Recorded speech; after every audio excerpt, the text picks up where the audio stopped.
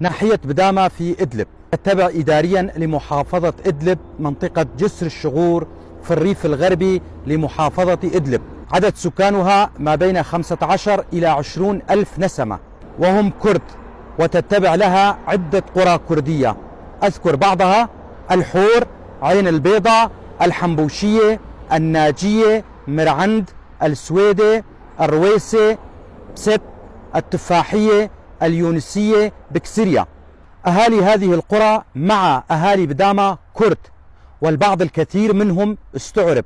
اسمحوا لي أن أقول البعض الكثير لأن عددهم كثير، وذلك نتيجة سياسات الحكومات المتعاقبة الشوفينية، ونتيجة اعتقاد الكثير منهم بقدسية اللغة العربية كونها لغة القرآن، علما أن جميع اللغات من الله سبحانه وتعالى، وجميعها مقدسة، إن كان يجوز أن نطلق على اللغات صفة القدسية.